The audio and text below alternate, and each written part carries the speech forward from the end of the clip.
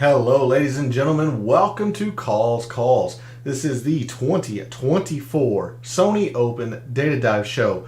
We've got a fun show for you all. We're going to cover all of the in-depth statistics that are important here at YLI this week for the Sony Open and the players who are going to excel at those metrics. Want to hear from you all of any wagers that you have placed. I certainly made a few wagers this morning when the odds came out at some numbers that I liked. So I want to hear from you all in that regard. But a fun show for you all, a pretty data intensive show. So let's not waste any more time. Let's get into it. All statistics provided tonight and every night are from fantasynational.com. It is the best tool out there for your money. It's going to make you a much more informed golf gambler, golf wagerer, and a much better golf DFS player. So go check out fantasynational.com. You will not regret it. In the description to the video, there are links to all of the social media. First off, my X and Instagram, where I posted some research today around the past 10 winners of the Sony Open at YLI. So if you want to see the weekly research that I do on the PGA Tour every week, give me a follow at your preferred social media site.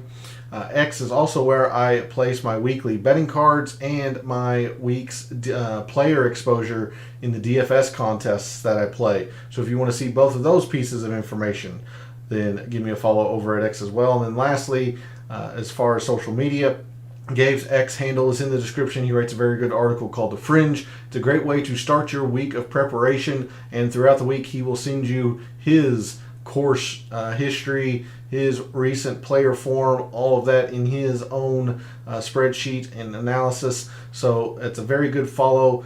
Make sure you go do that, because if you are subscribed to his article, which is free to do, by the way, you're going to be able to join us in his Substack chat every Wednesday after calls.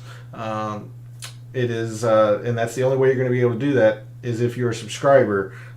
So make sure you go show Gabe some support.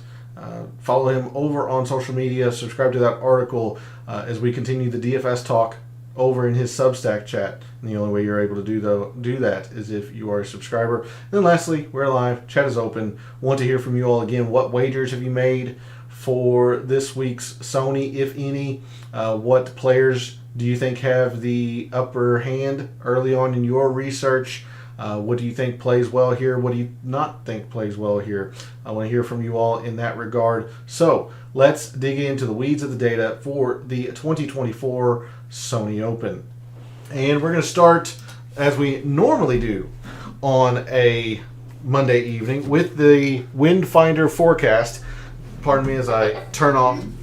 Well, I thought it was off or on. I guess I'm going to re-turn it off, my Bluetooth. Here is the forecast.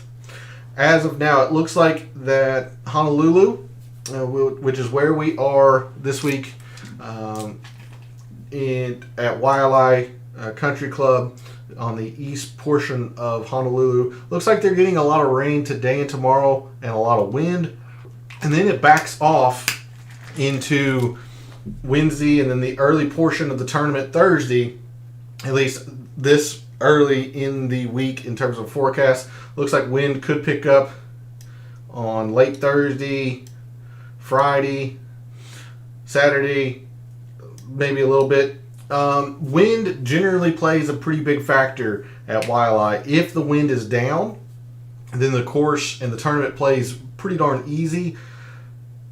Obviously, the more the wind blows, the harder it's going to get. But if it gets really windy, YLI can play pretty tough if all things are equal and the wind is howling or in the 20 mile an hour sustained. So we'll keep an eye on this throughout the week. But right now it does appear that wind could be a little bit of a factor this week at Honolulu or in Honolulu at YLI Beach and YLI Golf Club or Country Club.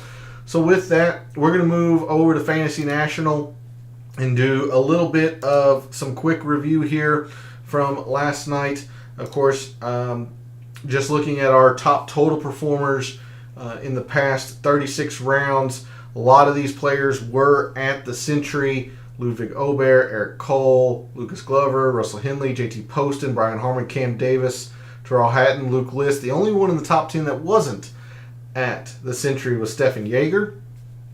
But since we are here at the player page view, let's go ahead and add the moderate and windy filters and get a feel for some of the players that might play well or who have played well in those windy conditions. I'm going to have to back the timeline out to the beginning of 2022 to get enough rounds for everybody.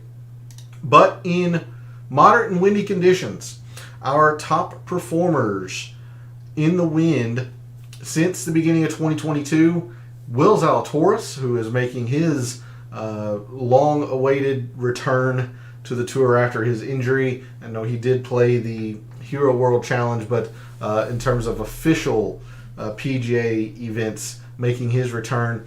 He's the number one player in the field this week in terms of wind performance the past couple of years. Keegan Bradley, Matt Fitzpatrick, Chris Kirk, Billy Horschel, Corey Connors, Emiliano Grillo, Hideki, Brian Harmon, and Tom Hoagie are your top 10 with regards to wind performance since the beginning of 2022 or in the last 36 rounds. All right, with that, something else that I would like to do just very quickly, as we didn't touch on it much at all last night in the initial research. Let's go to the historic conditions. Of course, we are on Bermuda greens, so we'll be looking at some Bermuda green performance. I spent a little bit of time talking about how I'm going to be using the fast and average speed filters, as the past couple of years Waialae has sped up the greens for tournament play. A lot of what I wanted to cover tonight, at least in terms of a quick review, is in the scoring. You see mostly Waialae is a fairly easy course, but what you see over here is that the wind is calm. So when that's the case, Waialae is really darn gettable, not too difficult. When the wind picks up, as you can see here from 2020, a couple of rounds that were windy, that played difficult. A couple of rounds that were moderate, it played average. Now, if the wind is moderate, it's still fairly gettable, but the wind can be a pretty big factor here. So that's why we wanted to take a look at the wind forecast and wind finder, see if wind is going to be a potential issue. It looks like it could be. And then take a quick look at the historical scoring, at least in relation to par, with most often Waialae being easy relative to par. Let's go ahead and check our top easy performer, or when a course is, or when a round is easy. Let's check those top performers real quick. I don't believe we covered this last night. So when a round is easy this past calendar year in 2023, our top performers have been Alex Noren, Ludwig Aubert, Eric Cole, Doug Gim, Adam Hadwin, Russell Henley, Luke List, Tyler Duncan, Stefan Jaeger, and Dylan Wu. Those are your top 10 in terms of performance when a round has been easy. So perhaps look at these players a little bit more heavily in terms of wagers, placements, or if you're starting to begin to think about formulating your DFS lineups, perhaps give these players some extra consideration, as generally they have played better in the wind.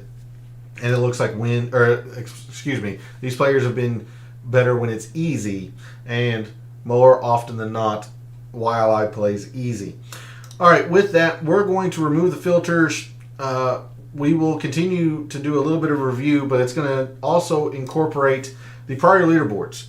We're going to take a look at the prior performances here at the Sony at Waialae the past 2, maybe 3 years. Get a feel for what has played well at Waialae and figure out the players who are performing best in those metrics as they enter the field this week.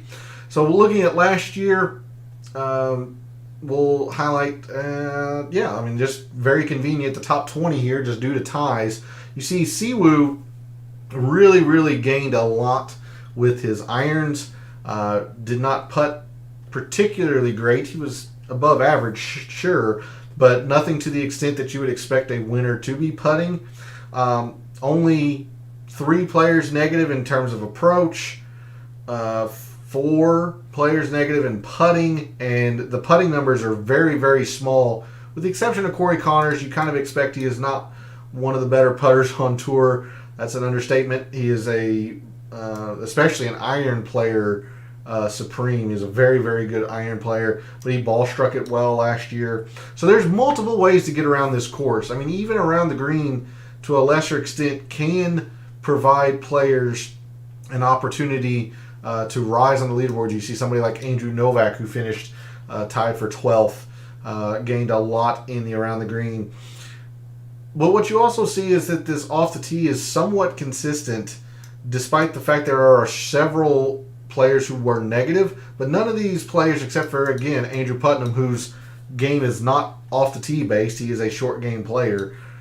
All of these players are pretty darn close to field average, and so we saw that last night when we dug into the Excel data a little bit, in that off the tee could provide a little bit, perhaps a little bit of a hidden statistic. So if we sort on these individual metrics, a decent little bit of correlation here. I mean, yes, you have some middling finishes from Cam Davis, Brian Harmon, and Adams Vinson, but you have a lot of cut making up here in your off the tee. Your approach, your winner led. You always like to see the winner be very, very high in terms of a metric. So approach was a big factor last year. Troy Merritt was a clunker of a made cut, but hit his irons well, just didn't do much of anything else. But up here, you have a first, a fourth, a third, another top 25. So approach was a pretty big deal last year. Around the green, other than perhaps Adam Long and Andrew Novak, there wasn't a whole lot to be gained. You have your highest missed cut of the 3 so far up here in terms of Scott Piercy. So I'm not too keen on using around the green this week. And then putting, Andrew Putnam, video game numbers, but you also have a lot of solid performances up here with the putter. Top 5, a top 10, a top 15. Middling from Zach Blair, Zach Johnson was a very poor clunker of a made cut. I mean, look, he lost 7 with his irons. He just gained a whole lot on the greens. Putting is a fairly big deal here, just like it was at Kapalua. Putting is going to be a pretty big deal at Waialae this week. And it's similar across multiple years. At Waialae, we look at Hideki's win in 2022. Even Hideki gained a whole lot of strokes on the greens 2 years ago. We kind of highlight just the top 16 here. Again, look, only 1 player negative in approach, very close to field average. Only 1 player negative in putting, a little bit less so in terms of Keegan. But that is where a lot of your strokes are going to be gained here at Waialae. Top 5, runner-up, top 5, top 10, top 15 in your irons, your putters, your winner led, your runner-up was 3rd in putting, 3rd place finisher was 5th in putting. So huge factor here in terms of putting. So with that, we'll move to this year's field. The first thing we'll look at, in the past 36 rounds, our top iron players, our top strokes gained approach players have been Lucas Glover, Hideki, Russell Henley, Eric Cole, Gary Woodland, Mark Hubbard, Alex Smalley, Justin Rose, Aaron Rai, and JT Poston. It is important to note that the Century has been loaded into Fantasy National, so this should be updating from last night now that the Century has been loaded. In fact, I will refresh the page, if you will, reset this timeline just very, very quickly. Custom date range of January 1st. And I'll include last week's Century as well. And I want the last 36 rounds. So our top approach players: Lucas Glover, Hideki, Gary Woodland, Hubbard, Alex Smalley, Eric Cole, Aaron Rai, Russell Henley, Ches Reavie, and Ryan Moore. So it did change a little bit. Looks like I needed to refresh the page there. but mostly same 10. A little bit of a change there. I know Ryan Moore wasn't in the top 10 previously, but there you go. There's your top 10 approach players. But the biggest factor that we're going to want to look at is putting. So let's go ahead and filter on Bermuda greens. We know we're on Bermuda greens. Just don't know what specific type of Bermuda, whether that's Tiff Dwarf, Champion, whatever. Of course, Kapalua, we knew we were on Tiff Eagle. The GCSA tournament fact sheet still hasn't come out for the Sony, and all previous Sony fact sheets have just listed Bermuda, not any specific type. And because the past couple of years the Sony has sped up the greens, we're going to look at average and fast Bermuda. If we look at just the past 2023, you see most players have into the 20s in terms of number of rounds. That's going to be plenty. So our top putters on fast and average speed Bermuda greens this past calendar year: Andrew Putnam, Alex Noren, Matt Kuchar, Ben Griffin, Justin Suh, Billy Horschel, Maverick McNeely, Adam Hadwin, Ben Taylor, and Sahith Tagala. So make sure you give these players a pretty considerable boost in your rankings, or give them extra consideration when starting to formulate your lineups, as I do think that putting is going to be another big focal point of the mixed condition model this week, and there are your top 10 putters on fast and average Bermuda greens.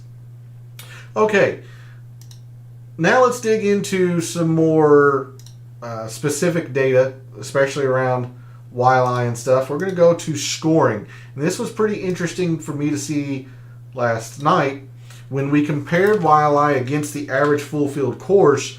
The birdies and the bogeys were pretty similar, pretty much the same, both about 4% more important than the average full field course. And so let's see if we can discern if one is going to be more important than the other. We look at 2023 is what I meant to be. 2023, last year's Sony. You see Siwoo gained much more in the birdies than avoided the bogeys. Chris Kirk, much the same. Putnam, Lipsky. It looks fairly even, however, in terms of number of players. In fact, we kind of saw this last night when we went into the specific player performance at YLI. Look at all of the bogey avoidance in the top 20. Not a single one of them is negative. Now, again, this is something we saw last week at Kapalua. The higher raw number, the more strokes to be gained are in the birdies gained. You see an 8.4, 7.4, a few 5.4s. The numbers in the bogey avoidance aren't as high, but it's much more consistent. No single player negative in terms of bogey avoidance last year at the Sony. If we sort on these particular metrics, I mean, very, very big correlation here. First, third, fourth, and your winner led in birdies gained. You always like to see that. Bogey avoidance, again, some cut making, some decent correlation, perhaps, but other than perhaps MJ Duffy. 7th, 4th, 12th, 12th, 12th, 2nd, 7th. I mean, that's strong. Birdies, 1st, 3rd, 4th, 4th, 12th, a couple of 21sts here. So it's pretty close. Do you want the consistency of, say, the bogey avoidance? Do you want the high end or the higher raw numbers, the birdies gained? I think there's value to be in both, or to look at both. We go to 2022 and the scoring. Highlight the top 16 to ties. Again, actually, let's just do the top 19 just due to ties here. Only one player negative in birdies gained. Again, not a single player negative in bogey avoidance. The higher numbers are in the birdies gained. Again, your winner led in birdies gained. 3rd, 2nd, 3rd, 7th. Some middling a top 20 from Davis Riley, a middling finish from Stuart Sink, sure. Bogey avoidance, just much more consistent. Maybe not as high in terms of raw numbers in terms of birdies gained. So with that, let's go ahead and move to this week's field of the Sony. And I think there's going to be merits to looking at both, just like what we did last week at Kapalua. And because we are looking at a scoring metric, birdies are better, bogey avoidance, we'll even look at some opportunities. I'm going to add the easy relative to par filter, as personally I much prefer to match a scoring filter, or excuse me, a scoring metric with a scoring filter. As a statistician, I always like to keep things consistent whenever possible. So, our top birdies or better gained players when a round has been easy. Those players are Eric Cole, Ludwig Aubert, Taylor Montgomery, Luke List, Garrick Higo, JT Poston, Akshay Bhatia, Peter Malnati, Alex Noren, and Tyrrell Hatton. So again, probably more weight will probably be put into the birdies or better gained, since the birdies gained is what we saw lead the past 2 years. The tournament leader in birdies gained ended up winning the tournament. 2022 Hideki. Last year, Siwoo Kim led in birdies gained. Just out of curiosity, I'll go to 2021. 7.2. Didn't quite lead it. It was pretty darn close. And all of the players above him in birdies gained performed pretty darn well. So birdies gained going to be a decent importance, I should say. But we can't ignore the bogey avoidance. We've seen how consistent that is previously here at Waialae. So our top bogey avoiders when a round has been easy the past calendar year: Alex Noren, Doug Gim, Ryan Moore, Taylor Pendrith, Aaron Rye, Stefan Yeager, Ryan Palmer, Stuart Sink, Joseph Bramlett, and JJ Spawn. So in terms of birdies or better gained, and we're going to look at birdies or better, looking at the scorecard, there are a few eagles around here. There are 2 par 5s, and they yield eagles, one at an exceptionally high rate at 6.5%, and the par 5 18th is actually a good eagle chance as well. 3% eagle rate is pretty high as well. So we're going to be looking at birdies or better. Absolutely. These players are going to be who you want to focus on in terms of the scoring. The only player that's top 10 in both birdies or better gained and bogey avoidance when a round is easy is Alex Noren. You see, he's the number 1 bogey avoider when a round's easy. He's also 9th birdies or better gained when a round's easy. So he's going to be leading this scoring category, if you will. Some honorable mentions for sure: Ryan Palmer, 22nd and 7th. Stuart Sink, 19th and 8th. Ludwig Aubert, 2nd and 12th. So he's much more on the birdies or better gained side. Adam Hadwin, 11th and 12th. Chris Kirk, 14th in both. Tyrrell Hatton, 10th and 15th. Maybe Russell Henley, 19th and 21st, so hovering in the top 20 on both. So there's a few players to look at in terms of the scoring metrics here. But the other thing that I want to look at in the scoring page view, if you will, is opportunities gained. And I will show you why at the end of the show. It was kind of an integral part, a central part of my research that I posted on social media earlier today. But I definitely want to look at opportunities gained. So our top opportunities gained players when a round has been easy the last 12 months or in the past calendar year: Ludwig Aubert, Alex Smalley, Chris Kirk, Tyson Alexander, Tom Hoagie, Ryan Palmer, Carson Young, Doug Gim, Callum Tarrant, and Russell Henley. So the 3 of those metrics, the opportunities gained, birdies or better gained, and bogey avoidance, is where we're going to put a decent amount of attention into this week. Okay, with that, we're going to move to the driving and greens accuracy page. And I mentioned last night, there might not be much on this page, just like there wasn't at Kapalua. Didn't get a good feel for anything, at least in terms of comparing YLI against other full field courses. So we look at last year's leaderboard. It is important to see that good drives gained, not a single player is negative there. Could be something. You don't see much in terms of distance. About half were negative. Even the biggest of numbers has been on at 68. That's fairly high, but these other numbers aren't too far away from field average, so there does not appear to be a lot to be gained with distance. Fairways as well, even though good drives gained is something, fairways isn't everything this week, really. Several players that are negative. Sorting on it, there's several missed cuts pretty high. Tom Kim hit seemingly a lot of the fairways last year, even hit a few greens, and he missed the cut. So not everything to be in terms of fairways gained. You see his good drives gained was pretty poor. So if we sort on the good drives, pretty darn solid correlation here. 7th, yes, a clunker of a made cut from Aaron Rai, but your winner, 32nd, 2nd, 4th, 3rd and 4th up here, also higher. Good drives gained, at least for last year, was the metric to look at in terms of for YLI. Let's look at 2022 and see if we can't get some consistency here. Now, right off the bat, you see your winner was negative in good drives gained, so that kind of throws that out in terms of hoping for some consistency.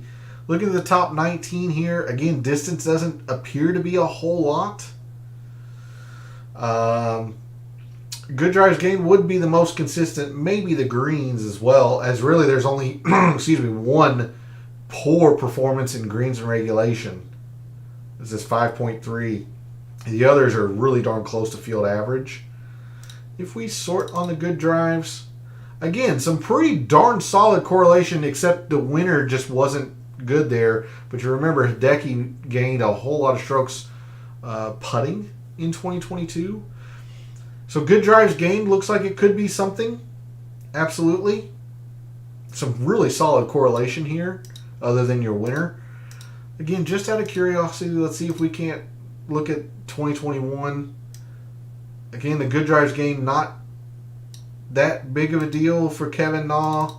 If we sort on it, 2nd, 4th, 14th, much less correlating, as you've got some higher numbers and even a missed cut.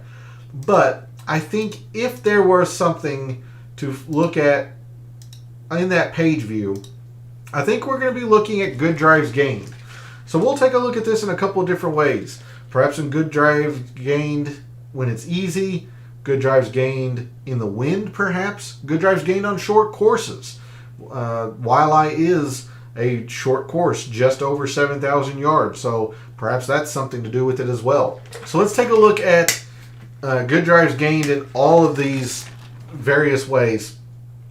In fact, I'm going to start with just no filter, who are just simply the best good drives gained players in the field this week, the past 12 months, or 36 rounds. So your top good drives gained players: J.J. Spawn, Russell Henley, Lucas Glover, Martin Laird, Tyler Duncan, Andrew Putnam, Doug Gim, Aaron Rai, Brendan Todd, and Mark Hubbard.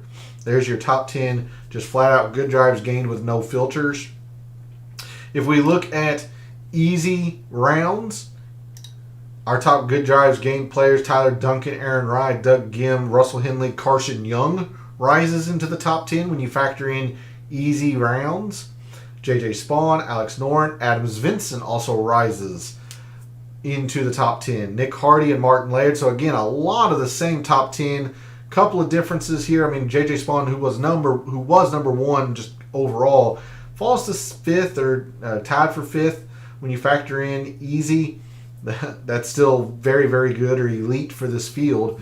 Much of the same type of players: Tyler Duncan, Aaron Rai, Doug Gim, Henley. The notable names that I know of that weren't here overall that rise went around as easy: Carson Young, Adam Svensson, Nick Hardy. Rise in the good drives gained went around as easy. I also want to look at perhaps when a course is short. Let's take a look here.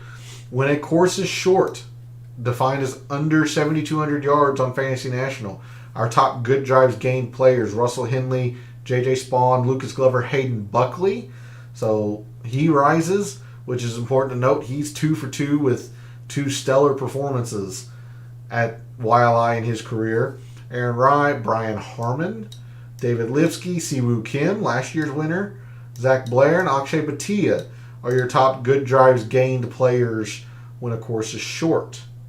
I'm going to hold off on doing the wind unless throughout the week the forecast shows that the wind is going to definitely be a factor, with it being still more than 48, maybe even close to 72 hours away from the tournament. I'm not too keen on looking, diving in deep into wind stuff. Just kind of wanting to take a broad view with wind. But there's a couple of metrics or a couple of filters to look at with good drives gained. Not sure which way I'm going to be leaning yet. Easy short course seemed like it provided some of the names that we have seen perform well here at YLI, so that's something to keep in mind. All right, something that I always struggle with, proximity. Let's see if there is a range of proximity or total procs, if there's anything in this page view that we want to look at for YLI. Now, the majority of our approach shots come from 150 to 200, split, 150 to 175, 175 to 200. You see that, or we looked at that last night in the initial research. So these two ranges yield the most approach shots in that range.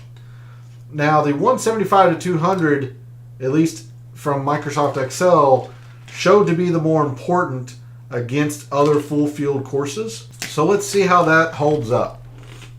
You do have some pretty big numbers here in total procs. Again, highlighting the top 20 from last year. Look at that. That 175 to 200 is pretty darn consistent. 15.9, 27.9. These are pretty darn close to field average. When you look at some of these other numbers, a 70.5, a 93, a 64, an 80. You do have one poor performance from Andrew Novak in that range, but that's pretty solid for a specific range of proximity. If we sort, looky there, our winner led in total procs. First, third, fourth does fall off a little bit pretty quickly after that, but some elite correlation up at the top. 150 to 175, you got your cut makers, it's fine, nothing great. You have a high missed cut up here. 175 to 200, again, cut making, nothing elite. But if we were to sort, by far the 175 to 200 was the most consistent of these. Looking at Hideki's win 2 years ago and proximity, again, some pretty big numbers up here at the top. If we look at the top 19, yeah, again, a lot in this 175 to 200. Now, couple of bigger numbers here, 62.9, 69 from Svensson in the negative. You don't like to see that, but Lucas Glover was very good. Russell Henley was very good from that range. Kisner and Hideki, good from that range. So if we sort, total procs, again, fairly solid. You don't have your winner as high up here. Falls to, probably right at 20th in terms of the total procs performance. If we look at the 175 to 200, a little bit higher in terms of a missed cut from Brian Stewart, but a 7th, a 5th, a couple of top 20s in there. I'm thinking at least the first 2 years it was total procs, 175 to 200, a little bit less so. 32nd, 7th, and clunker. Yeah, much more the same. A little bit of total procs, with 175 to 200 being the most important if there is a range. Not sure I'm confident enough to say that it is the most important range. So, for this week's field, your top total procs performers the last 36 rounds: Lucas Glover, Hideki, Michael Kim, Ryan Moore, Ches Reavie, Russell Henley, Charlie Hoffman, Chris Kirk, Ludwig Aubert, and Alex Smalley are your top 10 in terms of total proximity. Where I'm leaning in terms of importance, or the most important part of this page view, if there's a specific range, I still think it is the 175 to 200. So your top performers in that range: Gary Woodland, Justin Lauer, Ches Reavie, Eric Cole, Austin Eckroat, Michael Kim, Kurt Kitayama, Stefan Jaeger, Luke List, Hideki, Terrell Hatton, and Tom Hoagie. But I think I'm leaning towards total procs, probably from this page view, in terms of what I would use in my mixed condition model early on this week. Fortunately, I have about 36 hours to work on that before the show here in a couple days. But it's where I'm thinking is total procs. All right, let's move to par 3s, 4s, and 5s. And it was surprising to see that the par 3s really don't contribute a whole lot here, even though there are only 2 par 5s. So you think the par 3s might have a little bit. They actually don't. Now, 3 of the par 3s measured a 175 to 200 on the scorecard. 1 falls 200 to 225. So, in fact, there are none that fall into this range on the scorecard. It's just when tees and or pins get moved around. And you see, it's not a lot of big numbers in here. 4.2 from KH Lee was a good finish, but not great. Tyson Alexander, Ryan Armour was a missed cut. Not a lot here in terms of par 3s. 22 in par 3s. Again, 3.3, 4.3. I mean, it's good. You're going to have to play them somewhat well. There are 4 of them on the course after all, but it's not the be-all, end-all at all here at YLI. If there is a range, it does look like it would be the 175 to 200. Sort on the top 19 again from Hideki's win. It's just kind of looking like it's just total par 3s. Even though 3 of the 4 fall into this range, it looks like, at least based on past leaderboards, that the pins and the tees move around enough that there's a few that fall into this range. Some get moved into this bucket. Looking like it's just kind of total par 3s. And I don't know how much I'm going to have weight-wise into them. They'll have a little bit. But in the field this week, our top par 3 performers: Eric Cole, Brian Harmon, Carson Young, Keegan Bradley, Mark Hubbard, Andrew Putnam, Justin Suh, Grayson Sigg, Nico Echeverria, and Brendan Todd are your top par 3 performers. One thing that I am very confident in is that par 4s are going to be a big focal point. I harped on this last night in the initial research show. I'm going to continue to do so tonight. In fact, look at last year in Siwoo's win. Not a single player was negative in terms of par 4 total or from 450 to 500. Now, just remember, in terms of whole composition, you do have 2 shorter par 4s from 350 to 4, but 5 from 400 to 450, 5 from 450 to 500. And at least last year, not a single player was negative in terms of 450 to 500. Now, just like the bogey avoidance versus the birdies gained, it looks like the higher numbers are going to be in the 400 to 450. Yeah, 7.4s, 5.4s. You got 6.1s, 5.1s. It's actually fairly close. So if we sort on the 450 to 5, 7th, 12th, 12th, 32nd, 7th, 12th, 12th, 4th, very strong. Whereas here, you got a few bigger numbers: 54th, 41st, 54th, 73rd. But if we sort on the par 4s just in general, other than Siwoo, who still played them well down here inside the top 20, but 3rd, 7th, 2nd, 7th, 7th, 4th, 12th. Just elite amounts of correlation. Looking at Hideki's win 2 years ago, much more the same. Sorting on the par 4s. I'm not sorted on the leaderboard. I'm sorted on the par 4s. 1st, 3rd, 3rd, 7th, 2nd, 5th, 7th, 12th, 20th, 7th, 11th. Huge amounts of correlation here in these par 4s. Sorry. Yeah, again, only one player negative from 450 to 500. Cameron Young played that range well, missed the cut, but a lot of elite correlation around him. So, going to be a lot of emphasis on these par 4s here at YLI this week. So with that, our top par 4 performers in the field this week: Terrell Hatton, Russell Henley, Denny McCarthy, Ludwig Aubert, JT Poston, Ryan Moore, Ben On, Alex Noren, Lucas Glover, and Brian Harmon. If we look at just the 450 to 500, which seems to be the most important range, Aubert, Sahith Theegala, Hatton, McCarthy, Martin Laird rises into the top 5. Chad Ramey, Will Gordon, Hideki, Keith Mitchell, and Vincent Norman. So the top 4 or 5 here are the same in terms of being in the top 10 in terms of par 4s total. Par 4s 450 to 500. But then you get some new names here: Martin Laird, Chad Ramey, Will Gordon. Hideki's pretty good. He's just outside the top 20 in all par 4s, but rises to the top 10 in these longer par 4s. Keith Mitchell, Vincent Norman. So again, these players are definitely going to be rising in my mixed condition model.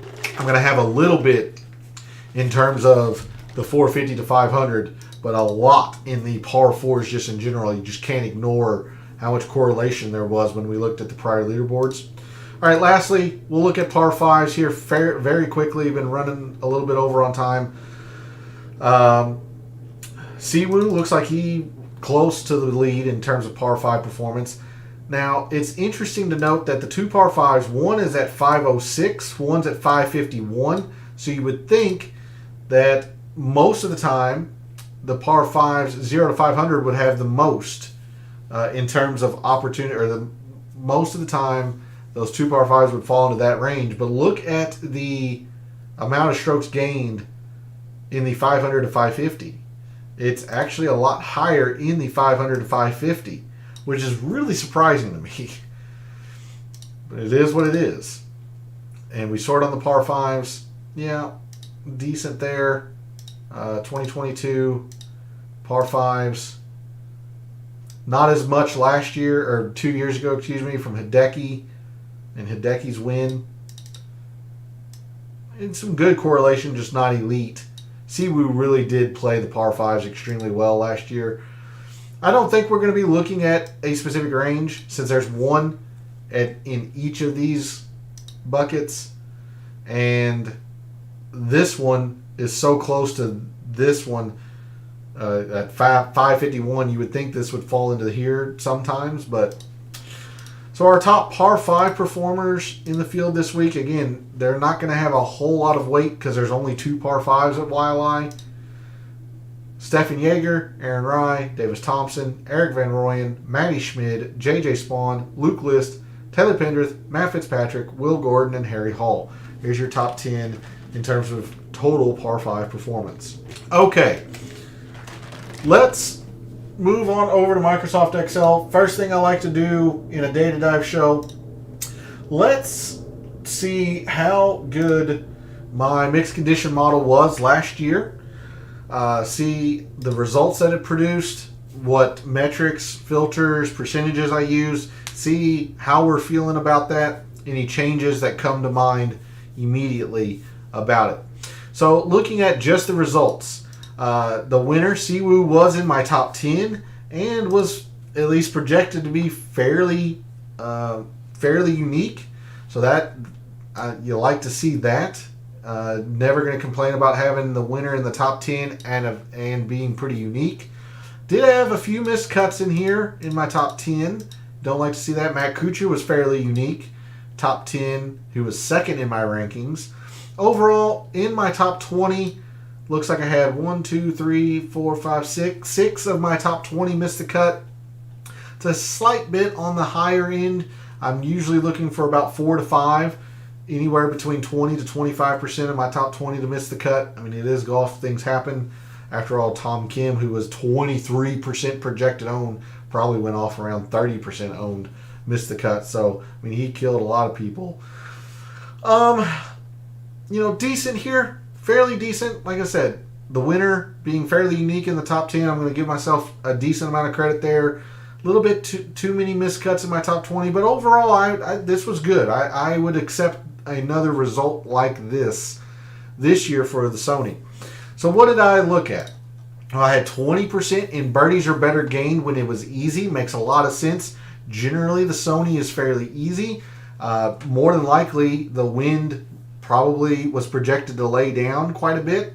That's why I was confident in using the easy. We'll see as the week moves forward what the forecast entails. But I'm definitely thinking that I should back this percentage down a little bit because, I'll skip forward a little bit, I don't have any bogey avoidance in here. And I think that's going to be needs to be looked at. And opportunities gained.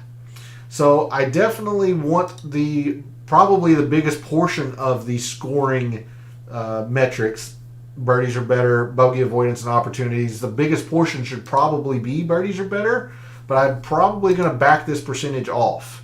I will definitely be matching the birdies or better gained when it's easy, but I'm probably going to back this percentage off a little bit. Look, 20% in par 4s, just a massive amount of importance here. Massive amount of importance. 15% in approach.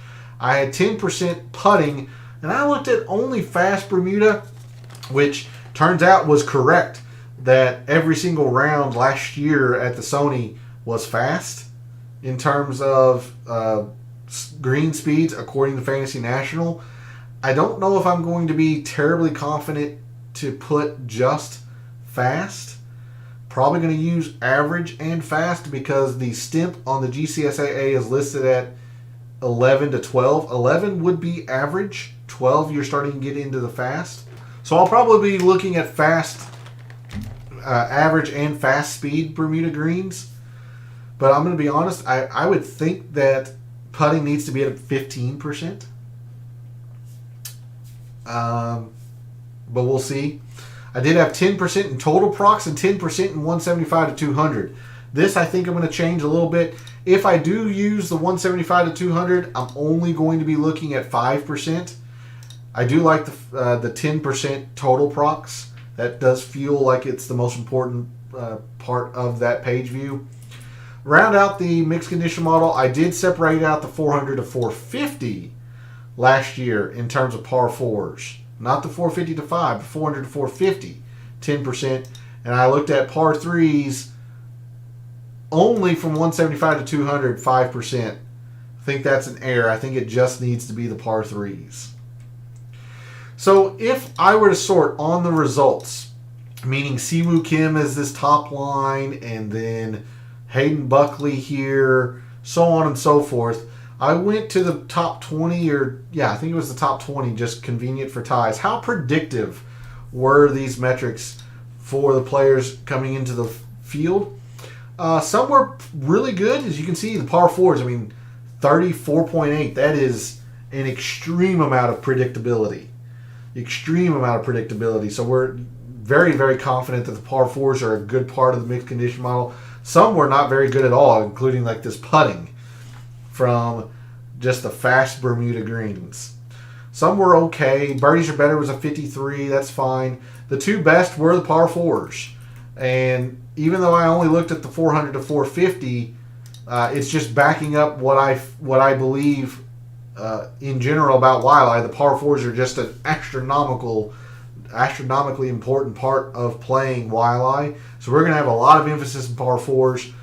Going to have some birdies or better gain, but I'm going to back this percentage off a little bit. Irons actually weren't all that predictive as well. Proximity was okay at a 55. The prox 175 to 200 was not very good at all. 175 to 200 par 3s weren't very good at all. slightly mediocre on the bad end. But yeah, there you go. That is a look at my mixed condition model from last year. The percentages, the metrics that I used. Feeling pretty good about it. We're going to definitely have some room for improvement, and there are a few things that I know I'm going to change already. So with that, let me delete that because I'll just forget and it'll drive me nuts. Now, let's go to some in-depth YLI metrics here. This is performance for the top 30 performers in the past 5 years, specifically just at YLI. So you see the highest strokes gained is in the putting. The year Hideki won is actually a pretty darn low outlier. So if we remove this, that jumps all the way up to a 2.8 or almost a 2.9, which would make it 20% more important, not just 10% more important. So putting going to be a pretty big important. You see approach has gotten, I can't say less important because it was very important for Hideki. It was actually very important for Siwoo as he led the tournament in approach. It's just the rest around him really didn't do much around that. So the two main shot types, but we're going to have a pretty big emphasis on putting again this week. In the driving and page view category, look, the good drives gained have started to get more important over the years. Fairways have been kind of hit and miss. Distance really isn't a factor, as you can see. It can be. It can also be a non-zero factor. Or I mean a zero factor, and even. Let's see. Good drives gained is saying it's 10% less, but we saw in the in the prior leaderboards, good drives gained contributed quite a bit of consistent success. So I'm thinking good drives gained is probably where we're going to look at in this page view. Scoring, birdies, bogeys, it's been pretty consistent year over year. They're both right at, I think, what did I say, 4%? Yeah. So birdies gained 4%, bogeys avoided 3.5%. Again, the higher numbers are in the birdies gained. That's probably where the most of the focus will be. But we're definitely going to have both of these in here, as well as probably opportunities gained. But the real benefit of looking into these in-depth course metrics is on these par 3s, par 4s, and par 5s, where we can figure out if there is a certain range of a hole that matters. For example, in these par 3s, this is probably the reason why I had all of my par 3 performance in the 175 to 200, as essentially 2/3 of all the strokes gained in par 3s come in this specific range, which would make sense because 3 of the 4 par 3s fall into this range on the scorecard. But it was really, really interesting to see in the prior leaderboards how I thought it was fairly well balanced across the par 3. So having a little bit of a struggle there in my mind, whether I go with total par 3s or with the 175 to 200.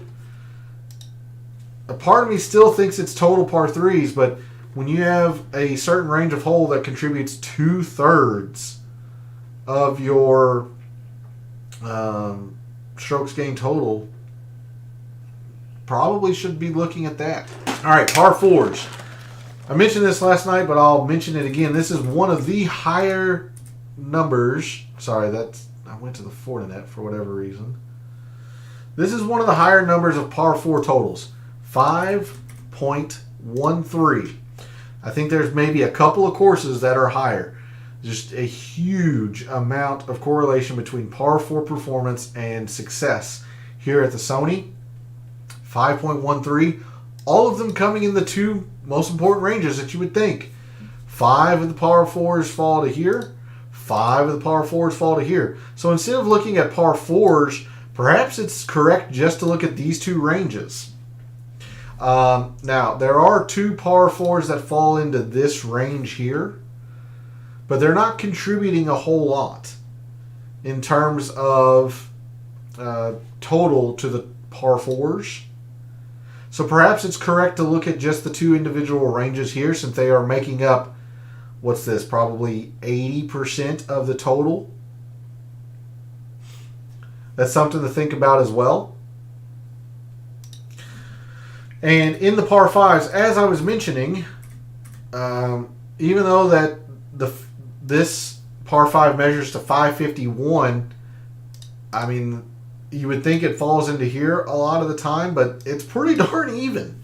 Pretty darn even. So more than likely we're just going to be looking at 5% in the total par 5s is what I'm thinking. And you see, because they're pretty even there. Lastly, the proximity.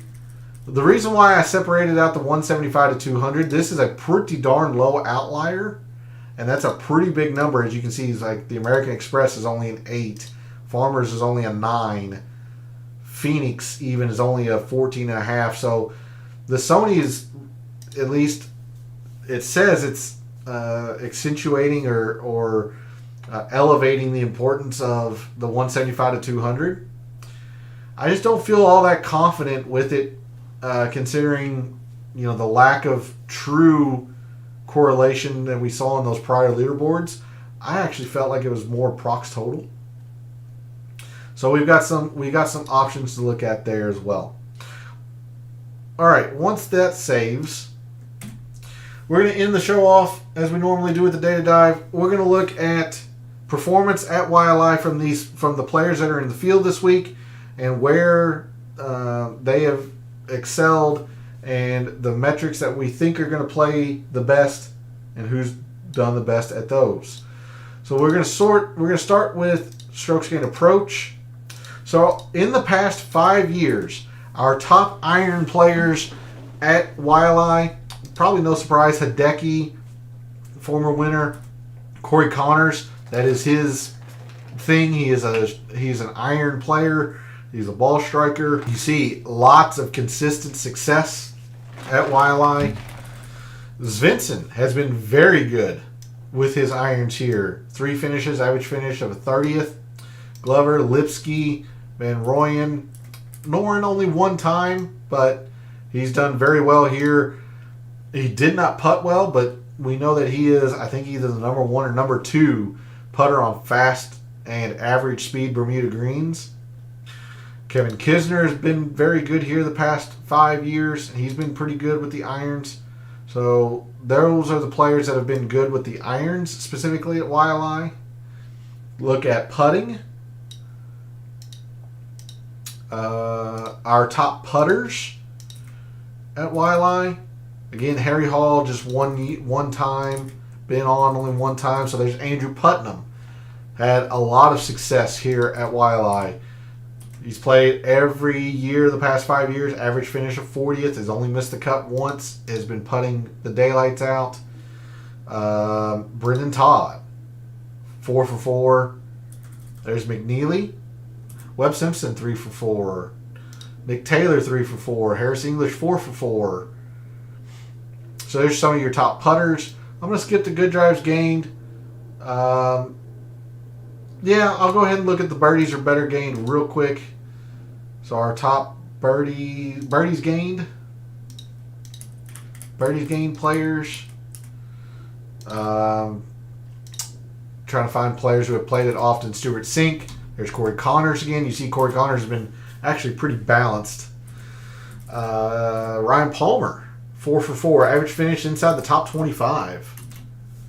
He's been doing it more so in the birdies. Kevin Kisner, more of the same. Average finish inside the top 30. Much the same. Chris Kirk, 3 for 5. But pretty good finishes overall. Keith Mitchell, much more all or nothing. Much more in the birdies, if you will. Hideki's been slightly in the bogeys. Svensson's been pretty balanced. There's your top birdies gained players. Look at par 4s. Yeah, let's just look at par 4s. As we're running short on time. Par 4s. Look at Corey Connors. Strokes gained total leader the past 5 years here. Even though he's only played it 4 times, he is the strokes gained total leader the past 5 years. Kevin Kisner. Baddeley's been good, 2 for 2. McNeely again. There's Chris Kirk again. Keith Mitchell. Matt Kuchar, 3 for 5. Winner in 2019, I believe. Stuart Sink. Ryan Palmer. Russell Henley. Second to Hideki 2 years ago. Nick Taylor's been pretty good at the par 4s. Brendan Todd, good at the par 4s. Last thing we'll look at is the total procs. I do want to look at total procs. Who has been the best with total procs here? So Eric Van Rooyen, 1 for 2. Kind of mediocre with the finishes. Glover, Hoffman, there's Hideki. Grillo's been pretty decent, I guess. 3 for 5. Russell Henley. Ryan Palmer again. Kevin Kisner. Chris Kirk. Svensson. Keegan, 3 for 5. Nick Hardy a little bit further down here. All right. Before I forget, I do want to show you why I feel opportunities gained is a portion of, or why I feel like it should be an important part of the mixed condition model. So I'll bring back everybody sorted into the average finish. I'm going to bring you to the winner matrix, which is, oh gosh, that was absolutely not what I wanted to do.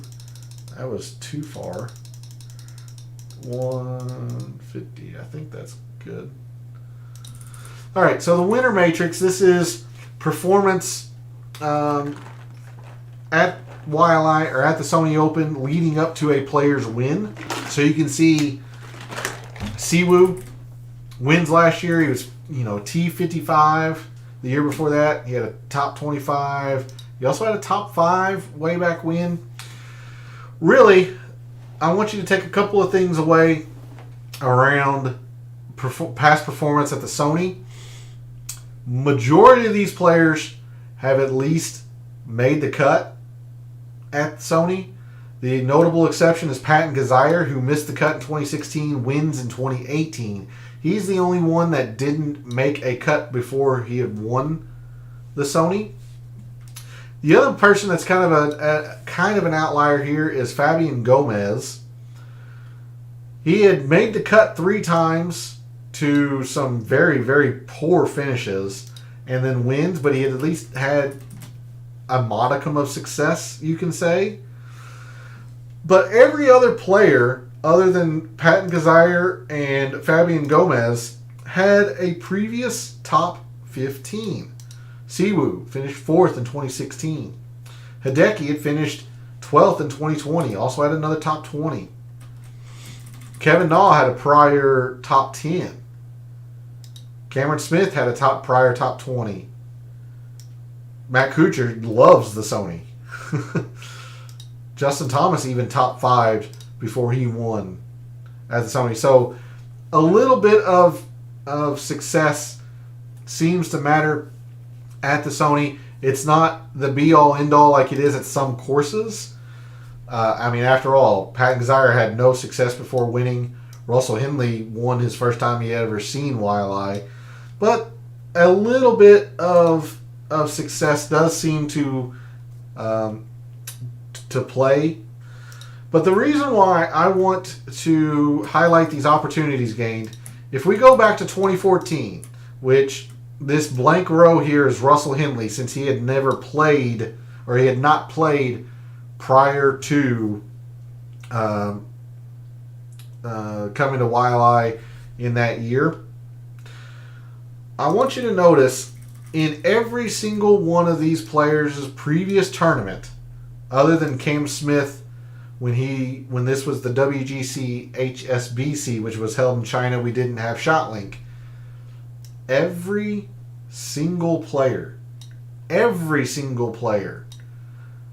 was positive in opportunities gained the week or the tournament prior to coming to YLI.